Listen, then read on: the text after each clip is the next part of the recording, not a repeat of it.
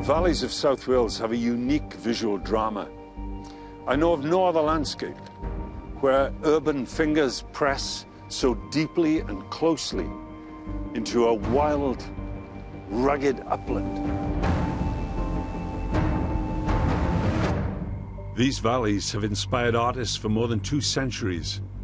First, they were attracted by the natural wilderness, but soon it was industry that fueled their artistic imagination. Here was the cradle of the Industrial Revolution. An artist came here to record these extraordinary scenes.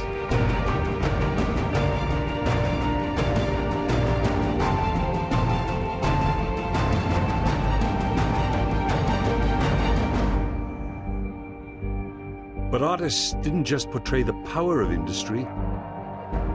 They also showed the struggles of the people who worked within it.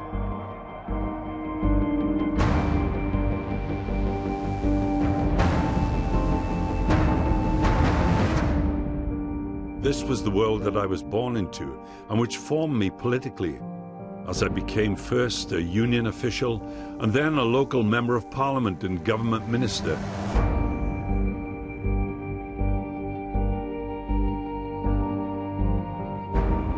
But this place also inspired me to go to art college and dream of following in the footsteps of these artists.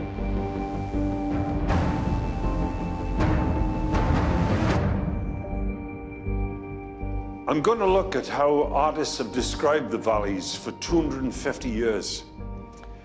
But I also want to ask if they're trapped in a past so powerful that it's difficult to throw off. Very few artists describe the valleys as they are now.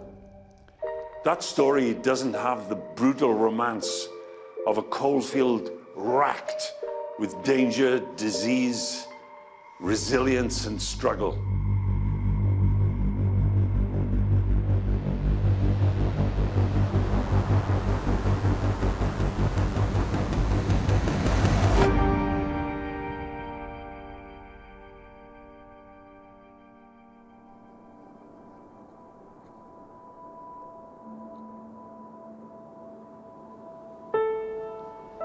This isn't what you think of as the valleys, but this is what first drew artists here 250 years ago. This is the Vale of Neath, with its wooded valleys and its waterfalls. It's a real beauty spot, as it was in the late 18th century, when artists journeyed hundreds of miles to come here and paint its unspoiled landscape.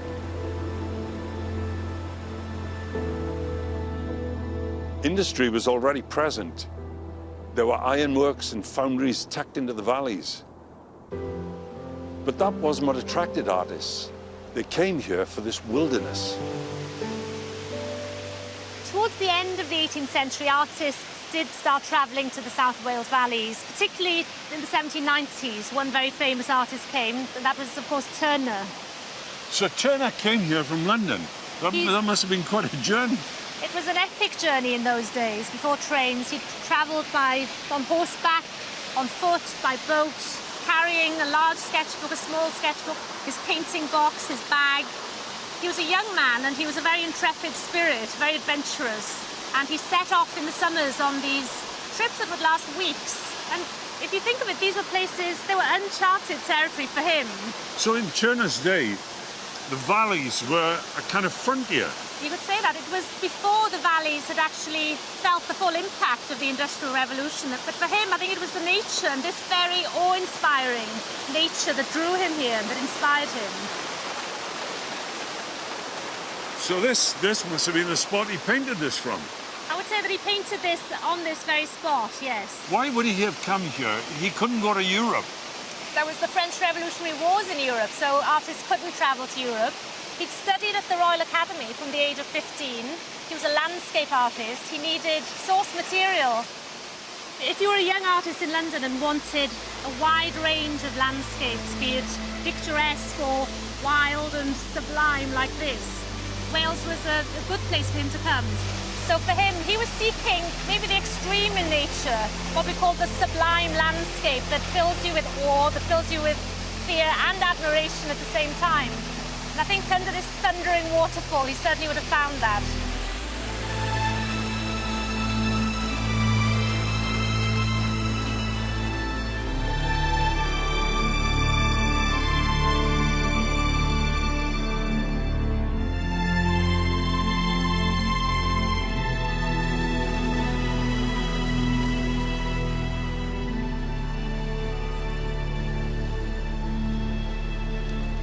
The waterfalls that inspired Turner also powered the ironworks and foundries that were springing up around here. And as the 19th century dawned, artists became less concerned with the spectacle of nature and more interested in the drama of industry.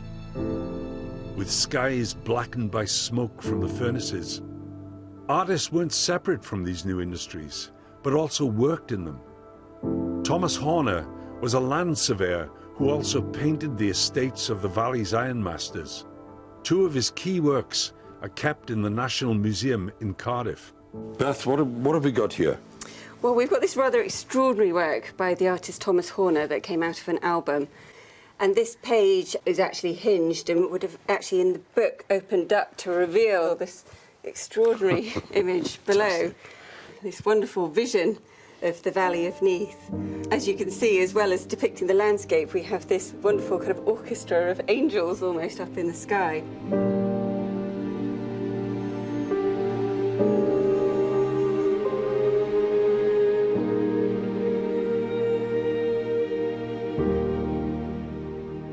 But at the same time as he was inventing these visions, he was also painting the new industry of the valleys. Yeah, so the book is actually a tour where you go through the valley, and as part of that tour, he visits some sites of industry.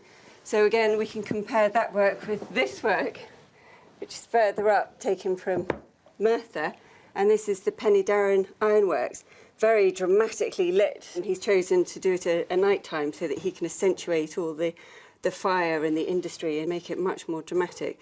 So yeah, you can see really a progression from painting the landscape to actually artists becoming fascinated by the vibrancy of the industry that was happening.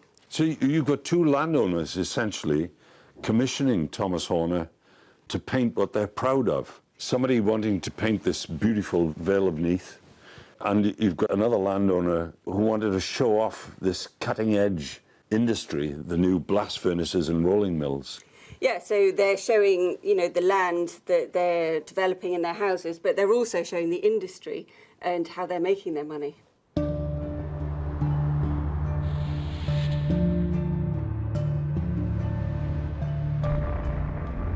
The richest of the ironmasters were the Crochet family.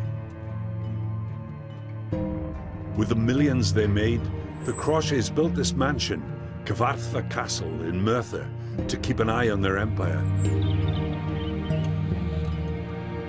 It still has the feeling of new money, showing off its power to the neighbours and to the people who did the work for them. Generations of Crochets stared down from these walls. They were stern industrialists who ruled with a will of iron.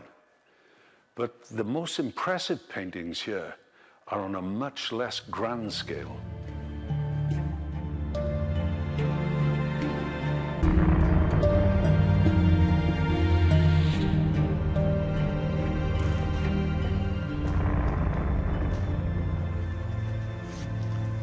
What have we got here then? This is a watercolour of Cyfarthfa Ironworks by Penry Williams.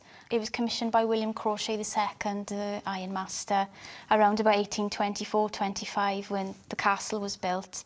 A series of watercolours to be given as a birthday present to his second wife, Isabel Crochet. So you can see the ironworks here, all the work going on, the workers in the foreground as well, and the engine houses in the back. And this massive smoke and flames going in Yeah, here. you can imagine the smog lighting up the sky and the smell. You just get a feeling of it from the painting itself. You must have been able to see Merthyr from many miles. Yeah, miles away, and when it was night time you would have been able to see big orange flames up in the night sky. So why would Crawshay have wanted this to be painted? There's very few pictures done in the 1820s. Obviously, this is before photography as well. I think it was to show off his wealth and his status, really. He would have commissioned Henry Williams to do these and all of the others. That's right, because he'd spotted his talent early on.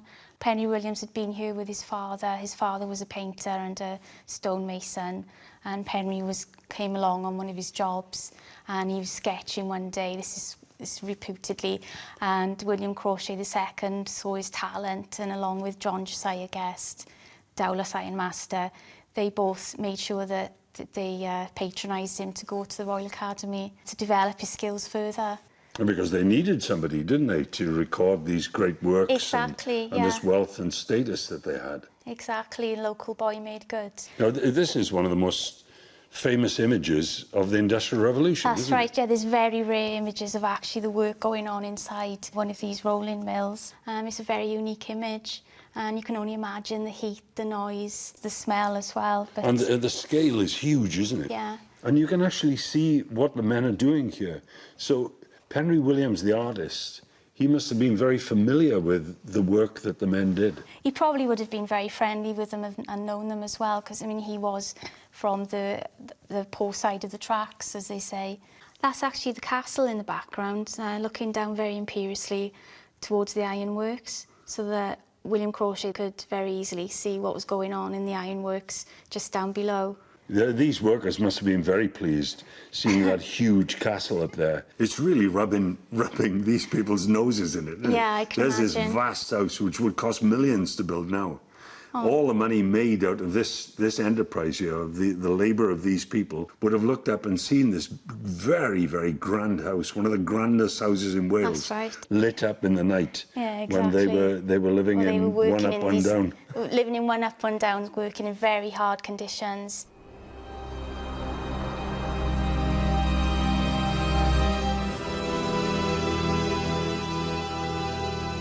Crawshay and his fellow iron barons amassed huge wealth and created temples to industry.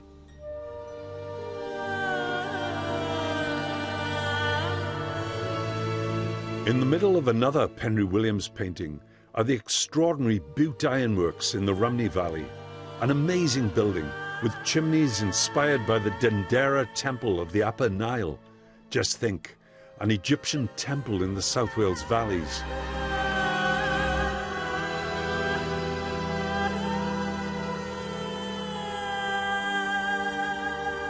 There's nothing left of the Egyptian extravaganza, and many of the old ironworks are ruins now.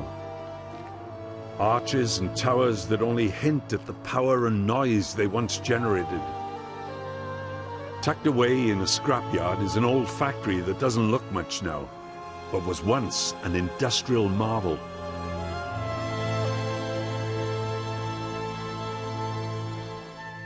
By the middle of the 19th century, South Wales was fast becoming the engine room of Britain's Industrial Revolution.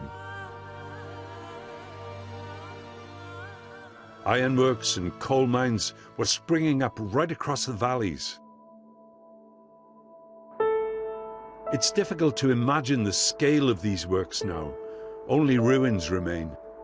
The Crawshay's tin plate works, just outside Treforest, is one of the most complete. It's still in the metal business, but selling scrap now. When it was built in 1835, it was the largest tin plate works in the world, supplying metal across the empire and also to the USA. Like the ironworks in Merthyr, it was recorded in popular prints, but there's one important thing missing from them. Being in this extraordinary building, you can see why artists were so attracted to the new industrial enterprises, the ironworks and the foundries and the tin works. I mean, look at this picture. The drama of that light coming out of the blast furnaces in the night. The people, the men and women who made the wealth, they're very small, very difficult to see them. But there is one collection of paintings where you can actually see their faces. A series of remarkable portraits of the men who worked in the Treforest factory has recently come to light.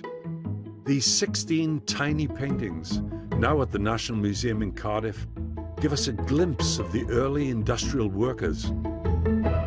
Beth, these are very unusual paintings, aren't they, from the mid-1830s? Yes, they're a wonderful group that we have. We have a selection here. There are in fact 16. And they're all paintings showing the workers of Francis Crawshay. And they're all shown in this very distinctive style, set in a landscape, mainly with the sky behind. And we think they're by the artist William Jones Chapman. He's an artisan artist, although they're only attributed to him at the moment. And they're all named and identified. So we have some skilled workers, we have some unskilled workers, we have managers, and they're quite extraordinary because they show them, as you can see, as individuals, and he captures the character and the facial features of each worker. No women, I should mention, as well in the group. It's all 16 are male workers. This is a manager here. Yeah, this is John Davis, so he's the tin manager, and I think you can see the difference, really, with the clothes. He's obviously not hands-on. You can feel him as a person. I think that comes across very much. And that's quite unusual, you know, for workers to be depicted in this way. Oh, yeah, great care has been taken. I mean, the faces are beautifully painted and very sympathetically painted, aren't they? Yes, and they're all identified as well. So we know, for instance, that this is William James and that he was a roller, and he's here pictured with the tools of his trade. So, you know, he's taking pride in his job. It gives them real dignity, which is quite right, of course, because these were the people who created the wealth. Indeed, they were very important to the owners. They needed their workers to continue to make the money. But these portraits only tell half the story. Conditions in the Crawshay's iron and tin plate works were harsh and dangerous. Just 4 years before they were painted, the workers were pushed to breaking point. This is one of the bedrooms of Cyfarthfa Castle, the former mansion of the Crawshays. They weren't popular. In 1831, the workers of Merthyr rose up against the poverty and starvation they were suffering. The red flag was unfurled for the first time.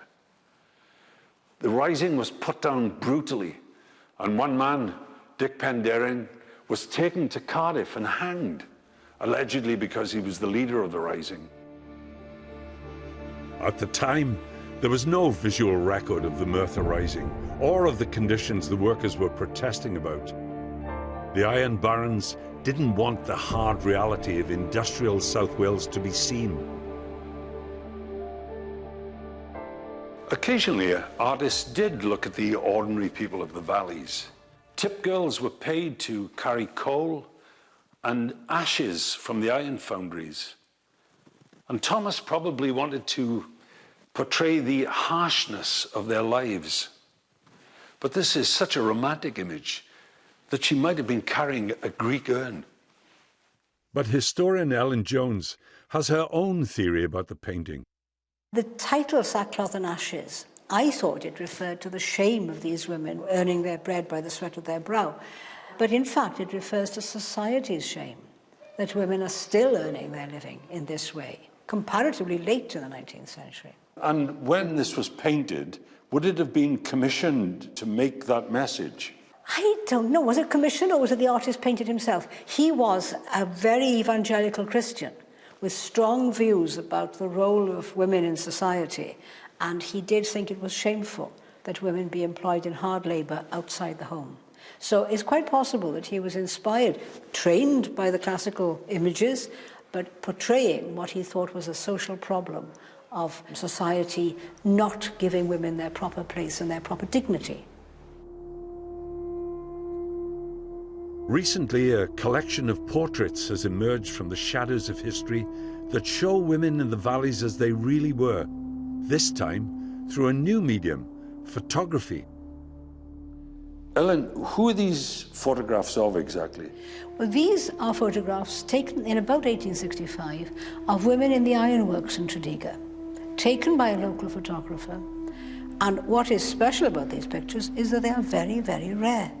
There aren't very many pictures of workers. There are very few pictures of women workers taken, it seems, some of them actually in the works, because this one seemed to have a stone wall behind her. Some of them seem to be more shot in a studio, like this one here. But they are very immediate, they're very detailed, and show us all the sort of sense of hard labour that these women were doing. These women were working in physical work in the ironworks. How would people in 1865 have felt about women working in ironworks and coal mines and so on? They would probably been viewed as rough, tough women, common, as my grandmother would say. She was born in 1878 and she had a very strong view about common women, and she would have been shocked, for example, to see these women wearing trousers. That is very rare, isn't it? That is a shocking image. Shocking, shocking image, because they are wearing trousers that show the shape of their legs above the knee, Kim, above the knee, and they're wearing these aprons. But these people were really the lowest of the low.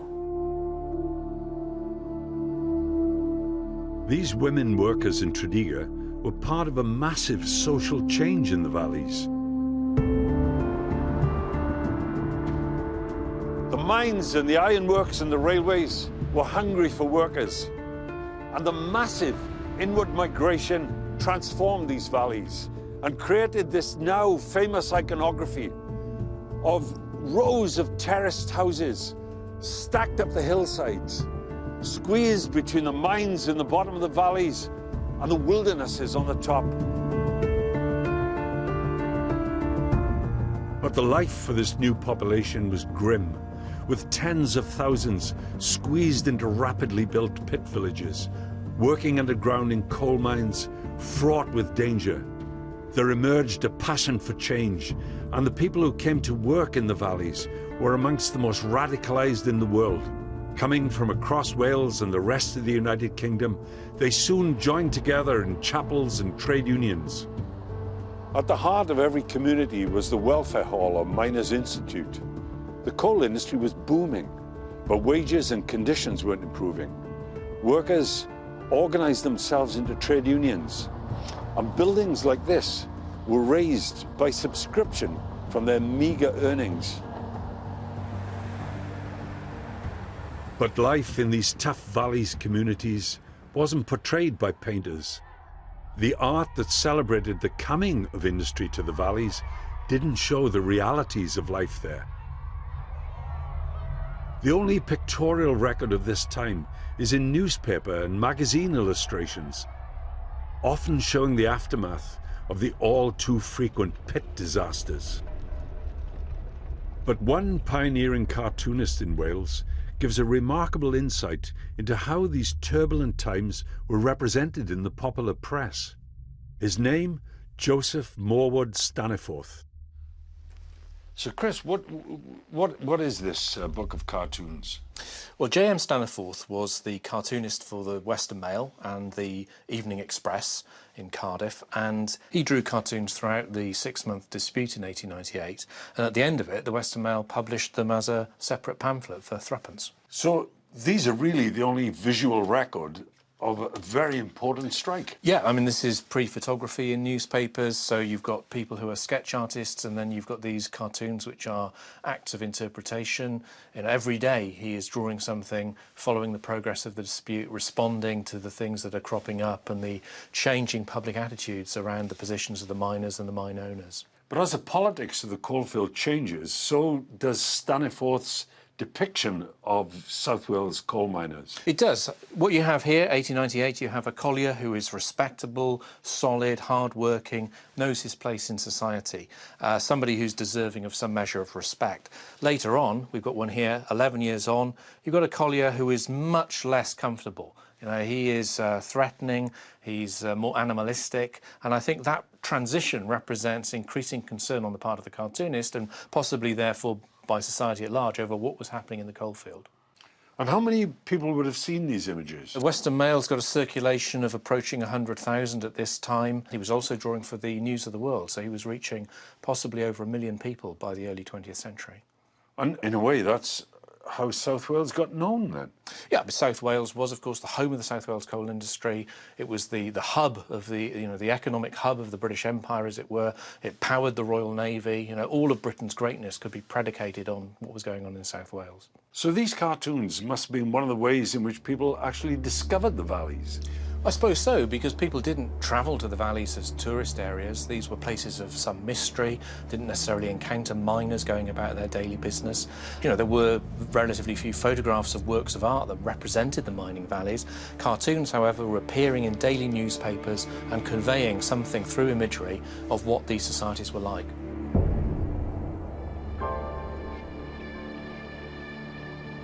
Another glimpse of the protests in the valleys from the early years of the 20th century comes from an extraordinary set of photographs. A photographer in Tonopandi, Levi Ladd, took pictures of striking miners meeting there in 1910, just before their violent confrontation with the police. The fragile glass plate negatives were mostly lost, but a handful have survived and give us a vivid image of the politics of this time.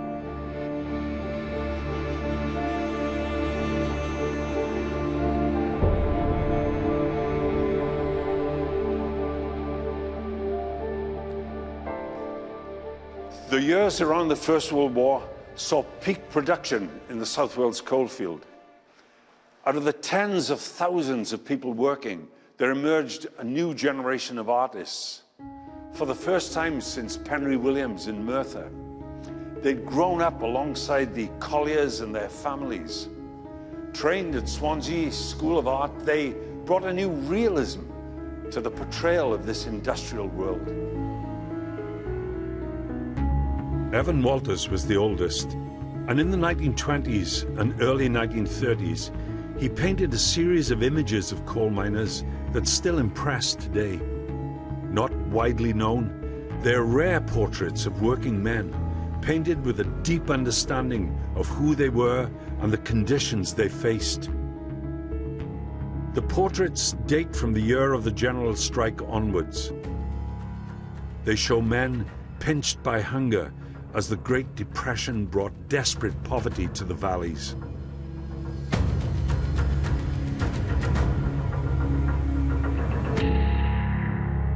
Chris, after the First World War, of course, the coal industry crashed. Yeah. The demand for coal is dropping dramatically. Yeah, particularly in South Wales. You've got new industries like oil and electricity coming through. You've got a lot of competition in the export market. And so South Wales coal, which had been really, top quality, is now struggling. It's high price and they're finding it difficult to shift. And what that means is that you get mines beginning to close and large numbers of miners being laid off. And within 10 years, you're looking at a really serious unemployment problem in South Wales. But it's also the time, isn't it, when artists start to try to reflect this pain in their own work. Well, you've got an artist like Evan Walters, for instance, who starts to paint portraits in the South Wales coalfield in the mid-1920s. So this is at a point when the industry is really struggling for its very existence, and so are the communities. You've got the general strike, you've got the 7-month-long lockout of 1926, and then widespread unemployment that comes hard on the heels of that. And what you've got with those portraits are real miners. These are real people living in South Wales who've experienced that kind of human tragedy. Their whole raison d'etre has disappeared because the industry is shrunk and they no longer have the means of making a living. And I think you can see the tragedy. It's written in the art. These people are real examples of this economic catastrophe. And artists weren't just painting portraits, they were also painting the reality of mining. Yeah, somebody like Vincent Evans, the paintings that he does of miners underground working, you get a real strong sense of the physicality of that labour. It's not brought out in any other way at that time, I think, except perhaps through works of literature like George Orwell's Road to Wigan Pier. You've got a sense of the muscles, the sweat, the pain, the claustrophobic environment. So for miners in work, the work itself hadn't changed very much, from the late Victorian Edwardian period. And that's captured in those paintings. And were those paintings regarded as proper things to go into art galleries at the time? Well, I think there's a struggle there, in a sense. Industrial art is still trying to find its way in the artistic environment of the early 20th century. And that's why so many of these painters have to find other subjects to make their careers through. These were hard years in the South Wales valleys, with colliery closures, mass unemployment, and near starvation. Few pictures show this, but a painting by another Swansea student, Archie Rhys-Griffiths, catches the mood. Griffiths has his blackened automatons approaching the viewer from a valley whose hills are more grey than green, beneath a sky that promises bad weather.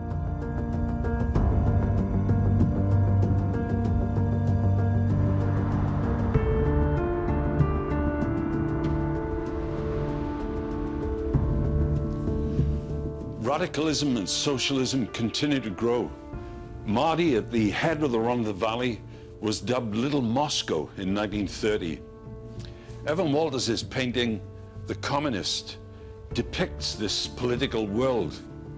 Here's the orator, decked out in a bright red shirt, exhorting the masses to revolution.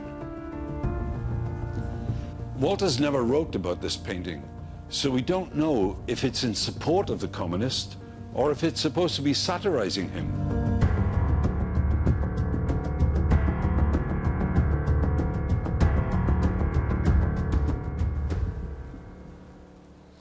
Those paintings of the 1920s and 30s became symbols of the struggle against the worst aspects of capitalism.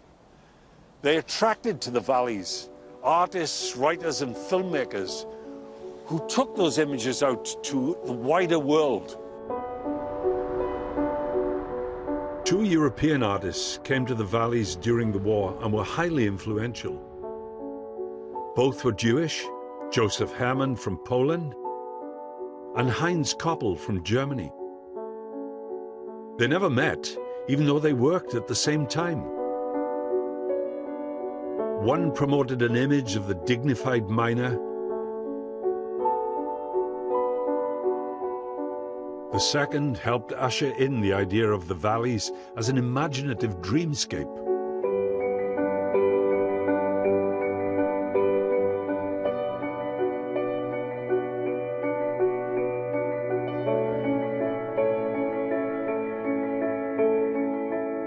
Joseph Herman became celebrated for his portraits of Welsh miners. He was inspired by a vision of men returning home from the pit in Ystrad Gynllais, silhouetted against the sunset. Herman lived in the village and went underground to sketch the men at work. His fame grew after he painted a huge mural of miners for the Festival of Britain in 1951. These sculpted figures, influenced by African carvings, became some of the best-known images of the Welsh valleys.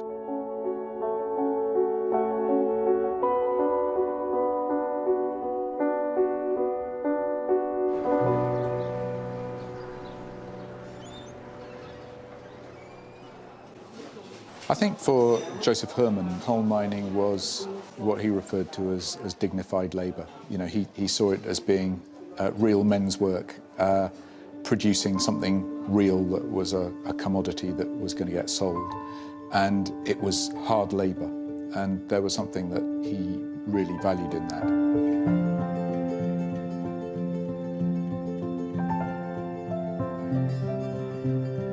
He'd grown up in a Warsaw ghetto with his whole family living in one room and his father working as a cobbler.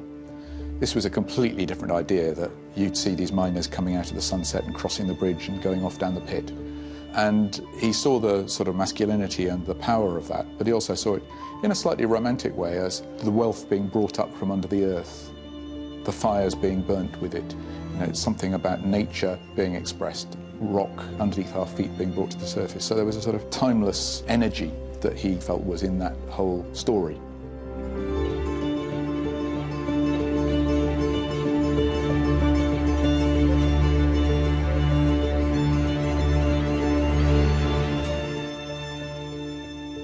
He was deeply moved by the quality he found in that community and the landscape, and desperately wanted to start painting it, and stayed for a decade. Heinz Koppel lived in Dowlais near Merthyr, and while he was less well known than Herman, his influence on art in the valleys was also profound. He was teaching unemployed miners, kids, anybody who wanted to come along and see what they'd make of this new style of painting that he was teaching, this sort of self-expression. And the students at Cardiff College of Art who lived in the Rhondda and went down on the train every day, the Rhondda group as they became known, they all found out about him and they went up to see him. And their experience of sort of suddenly coming across somebody that they regarded as a real artist who'd got a real set of inquiries about how to paint and really excited them. These are artists who are finding new ways of seeing the world. They're not just regurgitating the same kind of landscape view, a little still life, you know, some safe scene. They're saying, how do we see the world? What can we do differently from people in the past? One of the things that Heinz Koppel used to say to his students is, how would a child see it? Try and see it absolutely from basics. Try and go back to basics in what you do. And people need help to go back to basics sometimes, and both Herman and Koppel, I think, were seen as people who could help throw out some of the baggage of art and start afresh. Joseph Herman's paintings of miners reflected a new confidence in the post-war years.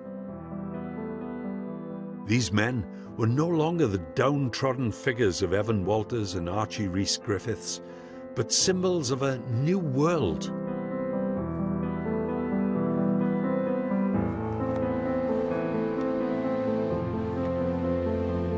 Everything changed in 1945. A Labour government was elected. The mines were nationalised. The NHS was created. Even old pits like this one in this banner of Mardy, these were rebuilt, reconstructed. There was a tremendous new sense of optimism in the valleys.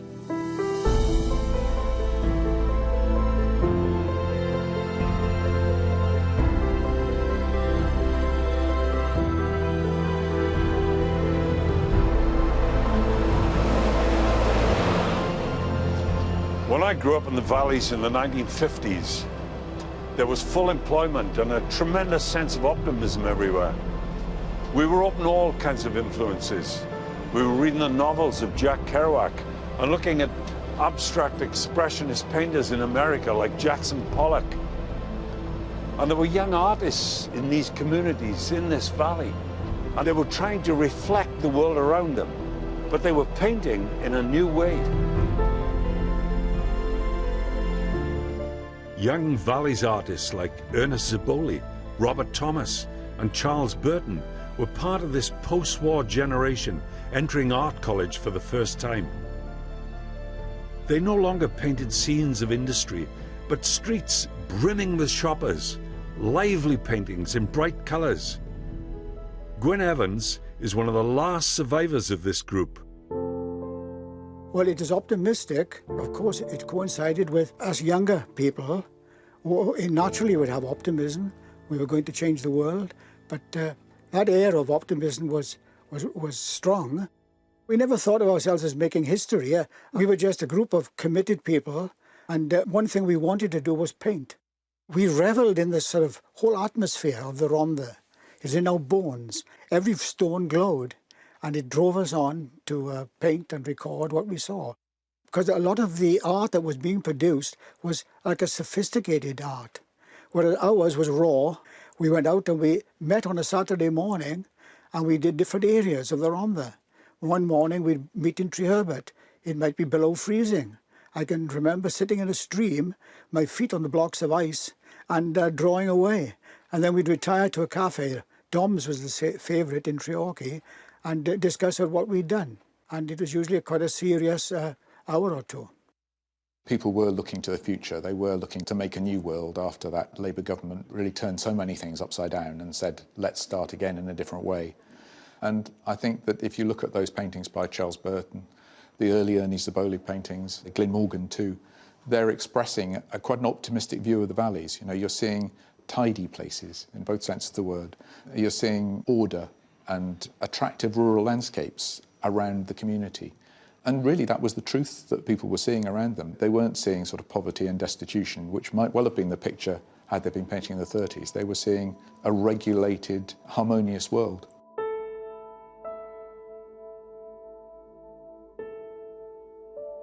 It wasn't only men who grasped the possibility of the new age. Nan Youngman, an English artist and teacher, set up a scheme to show art in Welsh schools and painted a series of evocative streetscapes. Cardiff-born Esther Granger was also inspired by the landscape and its people, painting this austere portrait of a miner's wife, Con Morgan, in the 1950s. Perhaps the most singular vision of the valleys came from Ernest Zeboli. The son of Italian immigrants, he went to art college after national service. But the valleys, and specifically Ystrad and Penrhys, became his artistic universe.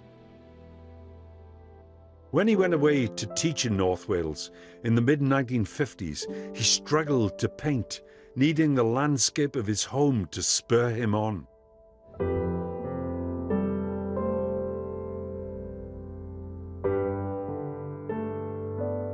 As his work matured, Zeboli created his own iconography of the valleys. Often seen at night, his paintings show streets and houses clinging to the sides of the hills, street lamps and car headlights illuminating this nocturnal world with the artist himself looking on.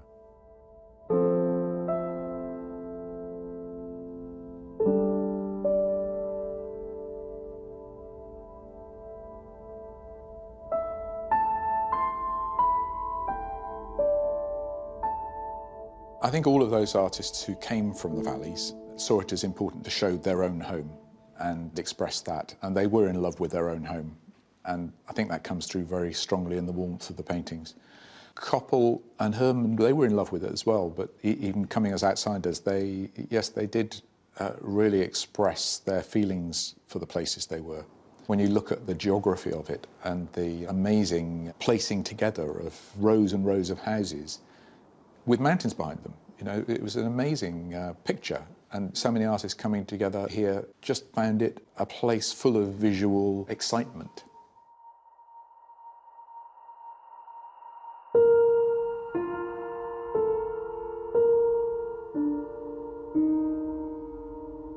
But in the 1960s and 1970s, the valleys faced grimmer realities. The Aberfan disaster of 1966, when a coal tip collapsed on top of a primary school, killing 116 children and 28 adults, was like a curse that returned, a ghost from earlier in the century when accidents were tragically common. The disaster was commemorated in this painting by Nicholas Evans. Evans was a kind of valley's Grandma Moses, who only took up painting in his 60s, and whose work of monochrome miners captures the gloom and desperation of his youth underground. His Aberfan painting gets something of the grief that followed this terrible tragedy.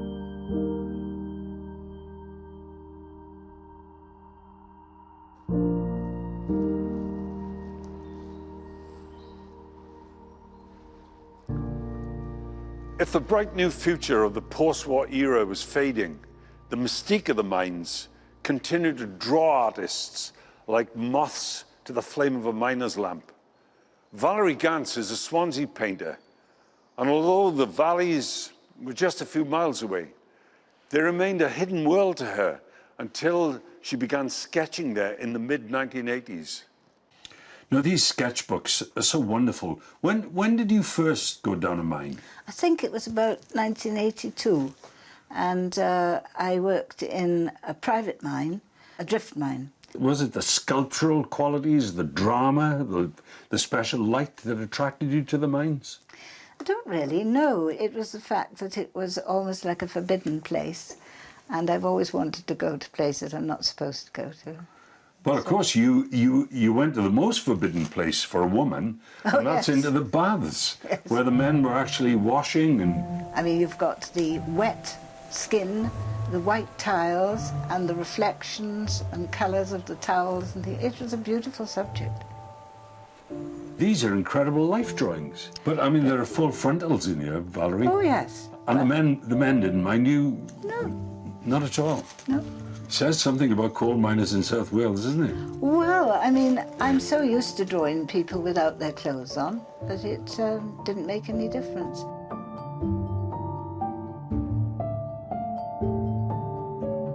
In fact, I was in the little road next to the mine one day, and along came a lorry, and the men called out to me, and I answered, but I didn't recognise them. He said, "Ah, you don't know me with my clothes on." Great.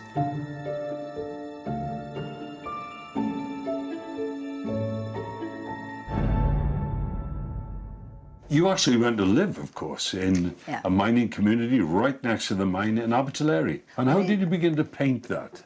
How do that sense of community, how do you translate that onto a canvas? Observation and sketchbooks. And I'd go to their choir practice and their band practice and snooker halls and so forth, and they were very happy to let me do what I liked. They were really good about it. And as much as one was able to, I became part of that community, and they were really welcoming. It was a lovely atmosphere.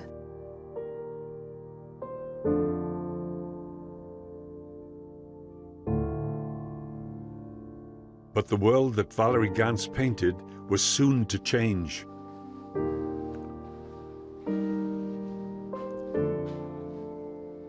The long post-war boom ended for the valleys in the late 1970s. The demand for coal and steel began to decline catastrophically. The coal industry was heading for a momentous strike.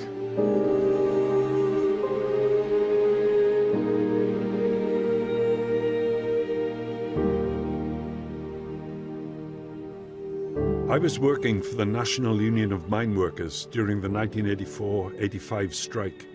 It's an experience etched on my memory, but little recorded by artists. Photography and film are the main documents of the time.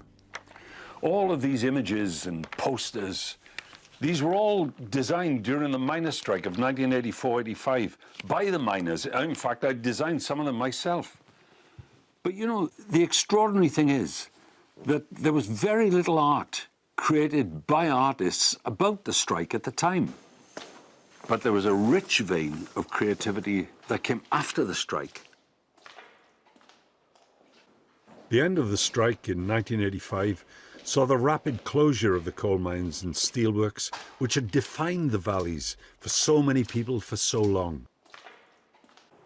30 years later, little remains of these industrial powerhouses. Tower Colliery at Herwain was one of the last, taken over by the miners and staying open until 2008. It remains empty and decaying, a memory of generations of men who worked underground. Hidden away, there's a mural by one of the miners themselves, an anonymous personal statement about 150 years of work at the site.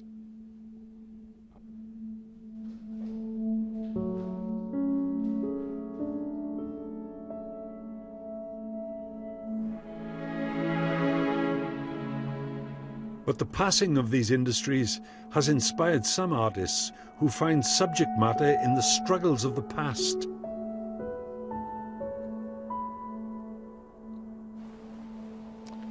Various artists in different ways have shown the valleys emerging from the closure of the mines. David Carpanini was born here in Blaengwynfi in the Avon Valley, north of Port Talbot. For 50 years, he's been portraying the people of this village as stubborn survivors.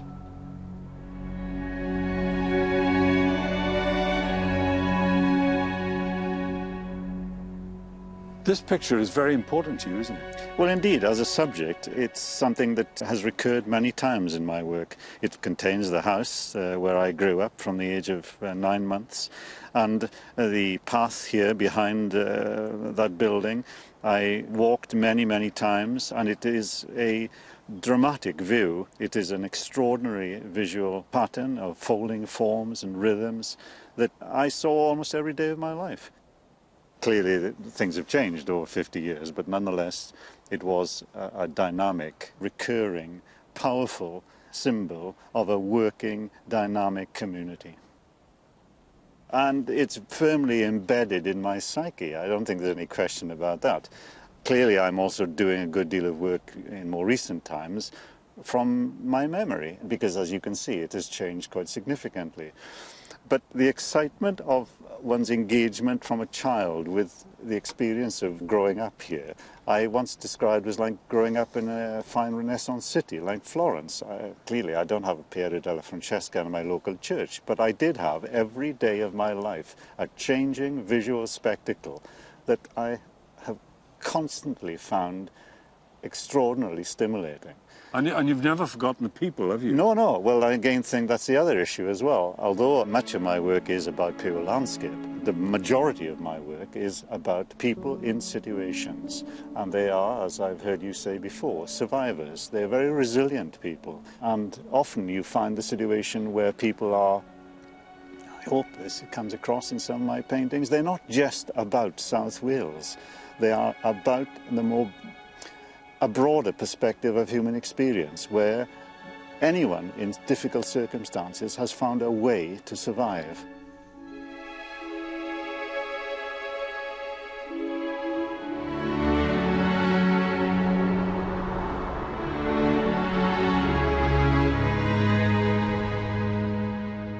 David Garner also deals in the fallout from the pit closures.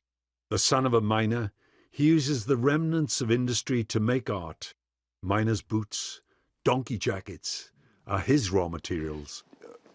All of this stuff is about coal mining. Why do you produce art about coal mining?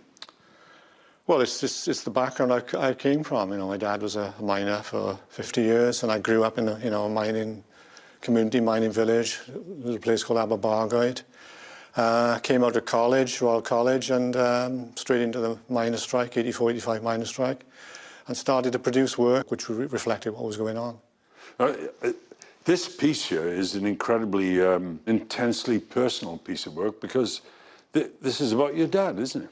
Yeah, this is very personal. It's, my dad died of pneumoconiosis, and I made this piece when he died. It's called Do Not Go Gentle, which is an obvious reference to the Dylan Thomas poem, and that fight for life, and also a fight for recognition and compensation for the cause of death. And that X-ray is actually his X-ray that you got from the hospital. It's an X-ray from Caerphilly miners, which I eventually managed to get from them. They were very reluctant to release it, but yes, it's the actual X-ray, yeah. And this is actually his jacket? The majority of the work I make, which incorporates found objects, they have to be authentic. They have to be the real thing. There's kind of no compromise there at all. So, you know, the jacket is his, the X-ray is his. And his nebulizer? The nebulizer, yeah. That authenticity is so important, really.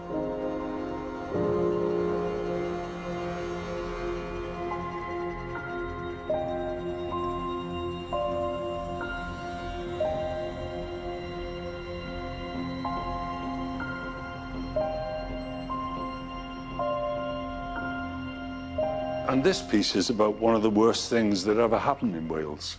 Yeah, Aberfan, 66. I was in primary school, 8 years old. I remember it happening vividly. And these objects as well, of course, these are from 1966, these seats. They're very old primary school chairs, which I managed to source, 30 of them, you know, to represent a class. And what I did, I cast coal and bitumen wedges to sit on 30 primary school chairs.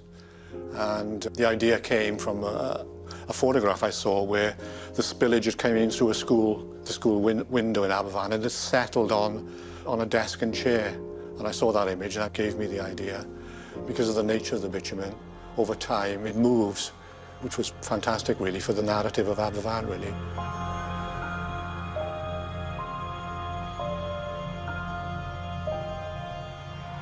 It's something that people who might not be part of that art elite, that audience, they don't have to have a special language to understand it, do they? No, they don't. That's something I'm always conscious of as well. You know, again, it might come from my background, that I like the person next door to me to be able to read something into the work. You're not going to read all the sort of the subtleties and maybe the detail, but I would like somebody in my street to be able to look at the work and think, yeah, that's about Aberfan, or that's about whatever, you know. I like ordinary people to be, you know, to be part of the audience, really.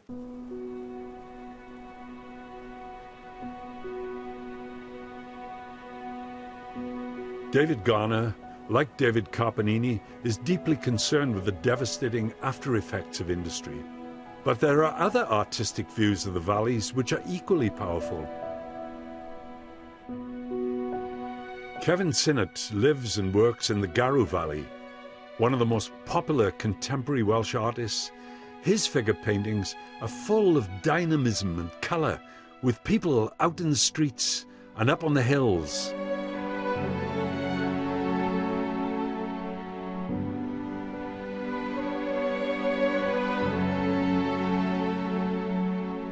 To me, he captures the vitality of the valleys better than anyone.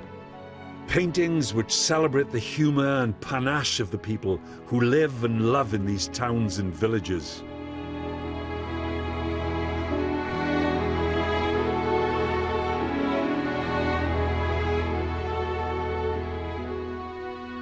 Another artist with a distinct vision is John Selway, who's painted in Abertillery for over 60 years.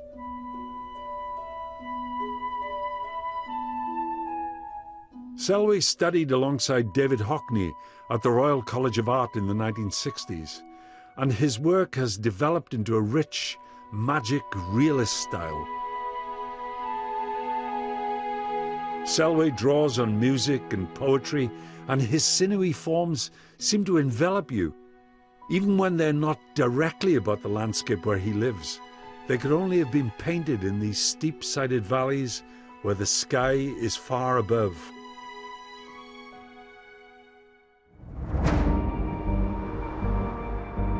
In this programme, I've looked at how the history of the valleys and the art that's been made there are closely connected.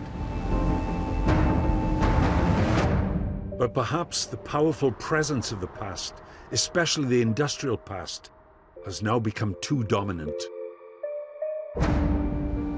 Over the past decade or so, there's been a tendency to memorialise the suffering of the valleys.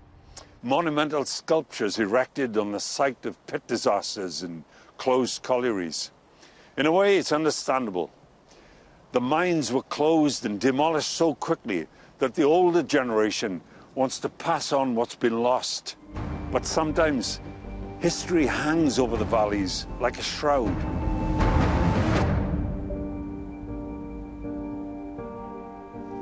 But people love living in the valleys, and they're beginning to regain the natural splendour that attracted artists like Turner in the 18th century.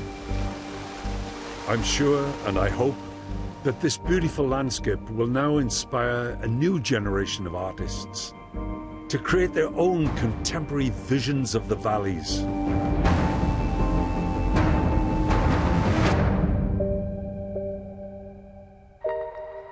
X-Ray wraps up its current series here on BBC One Wales tomorrow evening. Join Lucy, Rod and Rachel at 7:30. Then later, our Real Valleys season continues with Clydach Vale boxer Liam Williams training for his first title fight. The Valleys fighter is at 10:45.